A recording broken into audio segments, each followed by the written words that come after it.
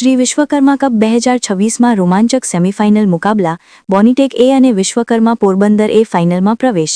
રાજકોટ શ્રી ગુર્જર સુતાર જ્ઞાતિ રાજકોટ દ્વારા આયોજિત શ્રી વિશ્વકર્મા કપ 2026 રાત્રિ પ્રકાશ ક્રિકેટ ટુર્નામેન્ટમાં રમતપ્રેમીઓ માટે રોમાંચ અને ઉત્સાહથી ભરપૂર સેમીફાઇનલ મુકાબલાઓ તારીખ 4 એપ્રિલ 2026 શનિવારના રોજ સફળતાપૂર્વક યોજાયા હતા.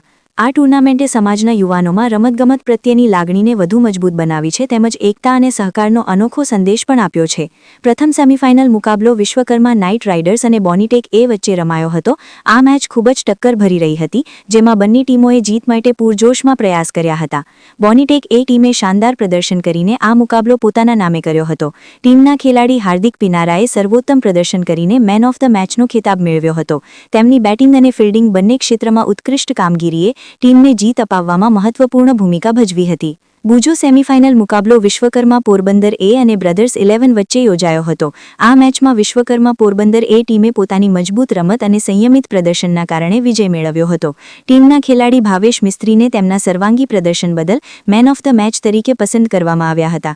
તેમની રમતમાં દેખાતી નિપુણતા અને ટીમ વર્કે દર્શકોને મંત્રમુગ્ધ કરી દીધા હતા.